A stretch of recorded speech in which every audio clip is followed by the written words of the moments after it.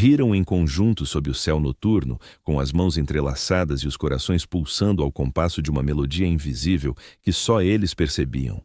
Cada frase soava como um compromisso, cada olhar uma confirmação tranquilizadora. Arranjaram projetos com uma convicção serena.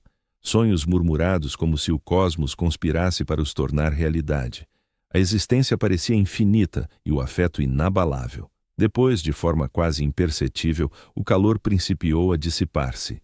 Diálogos que outrora corriam fluidos tornaram-se forçados, o riso mais breve, mais vazio. O bem-estar que existia sem necessidade de palavras começou a distanciar-se. E num dia, como se apanhados numa tempestade repentina, tudo se desfez. As mãos soltaram-se, os olhares desviaram-se. O silêncio ocupou o lugar de tudo o que antes era vibrante. No rescaldo, o mundo prosseguiu na sua rotina. As ruas mantiveram-se movimentadas. A luz solar continuou a derramar-se sobre os telhados. Os relógios bateram sem pausas. Mas no interior, tudo se alterou. A mente, relutante em render-se por completo à ruína, começou a ocultar a dor, sussurrava. Guarda isso dentro de ti. Não mostres a ninguém. Protege-te. E assim, o sofrimento tornou-se invisível. Escondido nos recantos da memória, oculto sob as tarefas diárias, até sob os sorrisos. Eis o paradoxo da dor reprimida. Música. Por fora, a vida parece normal. A pessoa levanta-se, vai trabalhar, convive, ri de novo. Mas por dentro, a paisagem afetiva mudou para sempre. Cada recordação vira um peso discreto, cada lembrete, um desconforto subtil. E a psicologia assegura-nos que reprimir esses sentimentos não é fraqueza. Trata-se de um mecanismo de defesa cerebral, concebido para nos manter operacionais quando os circuitos emocionais estão sobrecarregados. Neurocientistas descrevem isto como uma inibição emocional. O sistema Lean, que regula as respostas afetivas, interpreta a ruptura como uma ameaça à sobrevivência. Como os humanos estão programados para a ligação, o córtex pré-frontal, encarregue do raciocínio e da planificação, intervém para conter a reação completa, gerando uma espécie de torpor interno. É uma estratégia de sobrevivência, mas tem um preço, pois a dor nunca some de verdade. Persiste, moldando discretamente os pensamentos, as escolhas e as condutas. Quem reprime uma desilusão amorosa deteta-o de forma súbitas, uma relutância em confiar, um receio não dito de proximidade, uma inquietação profunda que surge de improviso. Até discussões menores podem provocar reações exageradas, porque o luto não resolvido ainda pulsa, a puxar pelos fios da consciência. Por isso, os terapeutas o chamam de ferida silenciosa. Ao contrário de uma lesão visível, esta dor esconde-se, não sangra, não clama. Vive em expressões faciais mínimas, em noites agitadas, em instantes em que a mente vagueia para o que se perdeu. Embora a repressão permita sobreviver a curto prazo, os impactos a longo prazo são profundos. Estudos psicológicos demonstram repetidamente que a dor emocional não processada pode agravar o estresse crônico, interferir nas decisões e até condicionar a saúde física. Contudo, apesar das explicações científicas, o que conta mesmo é a vivência cotidiana. Os instantes em que o peito se contrai sem motivo aparente, quando uma canção desperta lágrimas que julgavas extintas, quando até o aroma de um local conhecido parece pertencer a outra história. Tudo isto é o psiquismo a dar sinais do que ainda não consegue libertar. E a desilusão em si não segue um caminho reto, não diminui de forma gradual e ordenada, em vez disso, chega em ondas. Há dias em que parece afastada, quase controlável. Outros, regressa com a intensidade abrupta de uma tormenta que pensavas dissipada, fazendo-te duvidar se a fratura alguma vez sarou de facto. Esta natureza cíclica é o que torna a dor reprimida tão traiçoeira. Porque ao negar o sentimento, negas também a chance de o compreender, de o assimilar e, no fim, de o soltar. Os psicólogos designam isto como uma evasão emocional. A evasão pode parecer robustez, permite elaborar, preservar amizades e iniciar ligações novas. Mas sob essa camada, a dor não resolvida guia o comportamento em segredo. As pessoas acabam atraídas por padrões conhecidos de sofrimento, repetindo rotinas de relações insatisfatórias ou sabotando laços afetivos sem perceberem o porquê. Curiosamente, há uma base neurológica para esta persistência da desilusão reprimida. A amígdala, zona cerebral que trata o medo e a relevância emocional, ativa-se em excesso após eventos traumáticos afetivos. Ao mesmo tempo, o hipocampo, que registra memórias, arquiva o contexto emocional. Mas quando as emoções são suprimidas ativamente, os circuitos neuronais mantêm-se parcialmente ligados, preservando a experiência de modo fragmentado. O resultado é uma tensão interna, um eco duradouro de sofrimento, mesmo quando a mente consciente crê ter avançado. E, no entanto, é aqui que a resiliência humana se manifesta. A repressão, por mais protetora que seja, oferece também um sinal subtil. É um lembrete. A existência da dor é inegável e, mais cedo ou mais tarde, exige ser enfrentada. O desconforto inerente a conviver com emoções não resolvidas, por mais árduo que seja, pode servir como impulsionador para a introspeção, o desenvolvimento pessoal e, por fim, a assimilação afetiva. Um dos padrões mais frequentes entre quem suprime a angústia de uma separação é o que os especialistas em psicologia denominam compartimentalização emocional. A rotina prossegue, os acontecimentos surgem, as conquistas são festejadas, mas tudo isolado em setores distintos. A felicidade surge num plano, as tarefas laborais cumprem-se noutro, as relações sociais persistem em outro ainda. Enquanto isso, o luto fica confinado numa caixa mental, filtrando-se esporadicamente sob a forma de irritação, desânimo ou tristeza inexplicável. Com o passar do tempo, essa divisão transforma-se num vício, uma estratégia de defesa que, de forma contraditória, sustenta a aparência de equilíbrio ao mesmo tempo que alimenta o tumulto interior. Até a recordação se torna seletiva. O cérebro guarda pedaços de vivências intensas em vez de uma história fluida. É por isso que estímulos específicos, uma melodia, uma expressão, um aroma, podem abruptamente reacender uma torrente emocional vívida, por vezes mais avassaladora do que no momento inicial. Esses instantes revelam-se desconcertantes e iluminadores, pois destacam o labor emocional que nunca foi tratado de modo deliberado. E há uma ironia singular neste processo. O esforço para reprimir a dor acaba por intensificar o seu impacto psíquico. Quanto mais alguém se esforça para bloquear reflexões e sensações ligadas à ruptura, mais intrusivas elas se tornam. Os psicólogos cognitivos explicam isto pela teoria do processo irônico, em que a tentativa de evitar um pensamento o torna mais provável de invadir a mente. É o motivo pelo qual alguém pode afirmar: "Estou bem, já superei." No entanto, o espírito regressa obstinadamente a instantes de cumplicidade risonha, juras murmuradas ou ao derradeiro olhar que marcou o adeus. Isto não constitui fraqueza. Representa o conflito profundamente humano entre a vontade racional e a memória subconsciente. É o mecanismo mental de salvaguarda do eu, ao mesmo tempo que um apelo silencioso por compreensão. E reconhecer este embate marca o início da ruptura do padrão. A dor romântica reprimida influencia também as ligações subsequentes. As pessoas avançam para novas relações transportando bagagem afetiva não digerida do passado, consciente ou inconscientemente. Os modos de vinculação alteram-se, a confiança vacila e a proximidade torna-se cautelosa. Embora a mente desperta considere o amor anterior encerrado, o subconsciente preserva marcas emocionais que, de forma subtil, orientam decisões, respostas e até a visão de novos companheiros. Contudo, persiste a possibilidade de superação. Estudos psicológicos demonstram que expor estes sentimentos ocultos à luz da consciência, através de diários, sessões terapêuticas ou exercícios de contemplação, permite ao cérebro reestruturar as emoções, rotulando a aflição, decifrando as suas raízes e incorporando-a na narrativa vital. O indivíduo pode, aos poucos, libertar-se do jugo da angústia não resolvida. A dor não desaparece de imediato, mas evolui, integrando-se numa história mais ampla em lugar de uma lesão crônica. Existe ainda uma beleza paradoxal na dor contida. Por estar velada, frequentemente estimula a autoanálise, a inventividade e a profundidade sentimental. Numerosos autores, criadores e intelectuais transmitem o sofrimento não verbalizado de uma perda amorosa em manifestações profundas, convertendo uma origem de tormento em perspectiva e laços com os demais. A aflição, uma vez admitida e elaborada, ergue-se como elo para a empatia, o autoconhecimento e uma existência genuína. Assim, a dor abafada após uma ruptura não é mero espectro. Funciona como indício, orientação e, por vezes, mestra.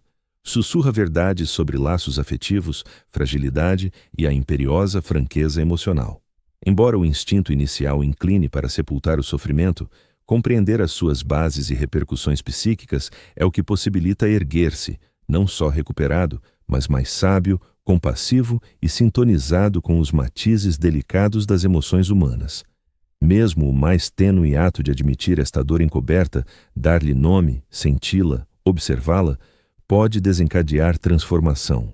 Pois, enquanto a emoção perdurar ignorada, molda em silêncio os pensamentos, condutas e visão de si. E no instante em que é identificada, os fios iniciais da emancipação entrelaçam-se na consciência, traçando um trajeto para a liberdade afetiva, a harmonia e, por último, a robustez. O arranque da cura inicia-se com a perceção. Admitir que a dor foi sufocada não denota debilidade.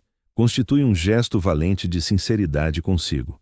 Os psicólogos caracterizam isto como o trazer do inconsciente para o consciente. Quando a mente se permite finalmente reconhecer o ferimento, os circuitos emocionais, outrora presos em ciclos mudos, iniciam o reajuste. Uma das abordagens mais eficazes para isso é o registro em diário. Escrever vai além de relatar ocorrências, trata-se de conferir substância ao intangível. Ao delinear os sentimentos no papel, exterioriza-se a dor. Permitir que ela exista para lá dos limites da tua mente. Este gesto simples atenua a força da emoção e começa a desfazer os nós entrelaçados da memória e do luto. Com o passar do tempo, surgem padrões, gatilhos, ideias repetidas e reações afetivas tornam-se claros, e com a clareza chega o compreender. Outra abordagem profunda é a reflexão consciente. A meditação ou a respiração concentrada gera um espaço mental onde as emoções reprimidas podem emergir de forma segura. Em vez de fugir aos pensamentos do passado, observa-os como nuvens passageiras, reconhecendo a sua existência sem críticas. Estudos neurocientíficos indicam que a atenção plena reforça a capacidade do córtex pré-frontal em regular as respostas emocionais da amígdala, concedendo assim à mente maior domínio sobre a intensidade da dor suprimida. É essencial também reconhecer o papel do apoio social. Os humanos são por natureza seres sociais, e a ligação representa um caminho natural para lidar com as emoções. Partilhar vivências com amigos de confiança ou recorrer à terapia oferece validação, visão ampla e compaixão. Não se trata de procurar compaixão piegas. Trata-se de erguer um espelho onde a verdade emocional se possa refletir em segurança. O reconhecimento pelos outros acelera muitas vezes a integração afetiva, auxiliando a mente a conciliar a perda com a realidade. Contudo, mesmo com todas as estratégias ao dispor, a dor reprimida não desaparece de um dia para o outro. Avança devagar, como a luz solar a infiltrar-se numa floresta densa. Há instantes em que uma recordação reaparece sem aviso, uma melodia, um aroma ou até a curva de uma rua conhecida, e o sofrimento volta. Isto não é um retrocesso. É a mente a relembrar que a cura não segue uma linha reta. A verdadeira recuperação é um processo, não um acontecimento isolado, e exige paciência, benevolência e perdão para contigo mesmo. Curiosamente, investigações na teoria do apego explicam por que alguns lidam melhor do que outros. Pessoas com estilos de apego seguro processam a perda emocional de modo mais eficaz, incorporando a experiência na narrativa da sua vida. Pelo contrário, quem tem padrões ansiosos ou evasivos pode agarrar-se ao luto de forma excessiva ou reprimi-lo por mais tempo. Conhecer o teu estilo de apego pode esclarecer por que certas rupturas parecem insuportáveis ou por que o sofrimento perdura em silêncio. Existe ainda uma ligação intrigante entre o desgosto amoroso e a criatividade. Muitos que sofreram com dor reprimida transformam as suas experiências em canais expressivos, como a pintura, a escrita, a música ou até o empreendedorismo. As emoções contidas funcionam como um impulsionador para a introspeção, gerando profundidade e impacto no trabalho que emociona os demais. De certo modo, a mente converte o peso do luto em combustível para o desenvolvimento, criando sentido a partir do que outrora parecia sem propósito. A repressão, embora protetora, pode igualmente atuar como um espelho para a autoexploração. Por que razão o desgosto ecoou tão intensamente? Que necessidades não satisfeitas ou fragilidades revelou?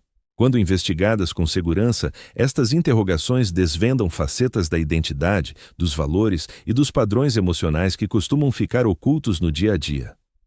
A ruptura, apesar da dor, torna-se uma lente através da qual se pode cultivar a autonomia e uma maior sofisticação afetiva. Até o impacto fisiológico da dor reprimida merece atenção. O estresse crônico de um desgosto não resolvido pode influenciar subtilmente o sono, o apetite e até o sistema imunitário. O corpo guarda o que a mente tenta apagar. A variabilidade da frequência cardíaca, os níveis de cortisol e outros indicadores biológicos estão todos associados à supressão emocional prolongada.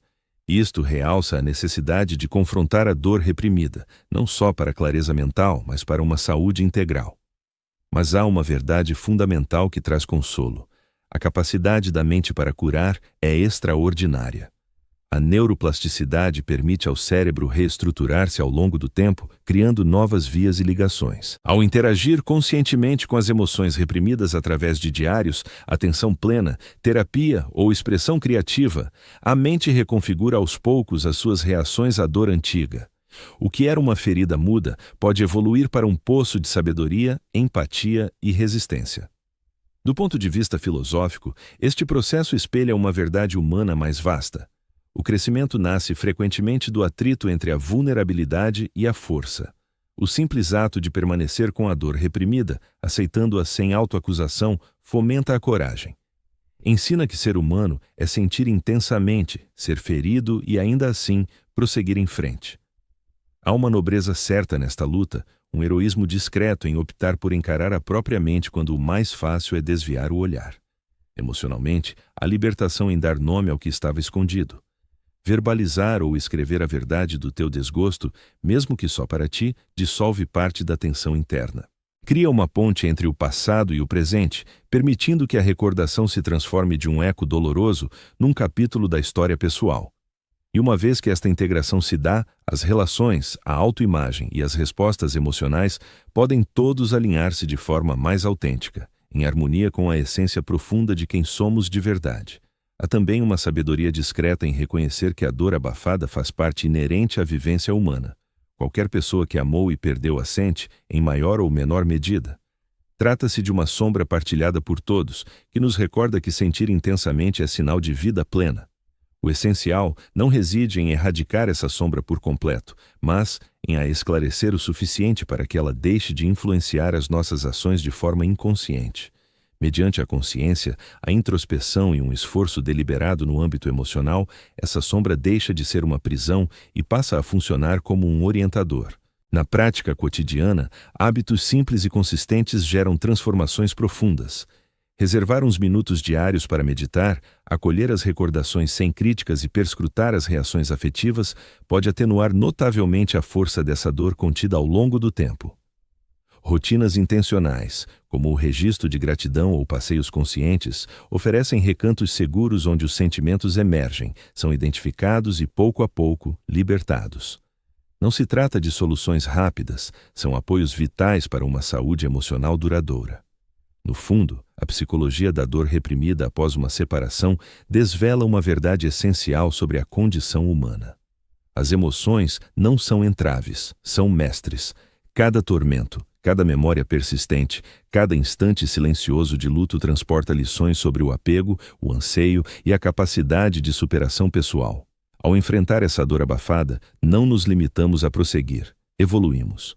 Aprendemos a amar com maior presença, a conectar-nos de modo mais genuíno e a abraçar tanto a alegria como a tristeza num coração amplo e tolerante. Assim, o desgosto, mesmo que calado e sufocado, não marca um fim. Representa uma passagem para autoconhecimento, a profundidade afetiva e o domínio sereno do mundo interior.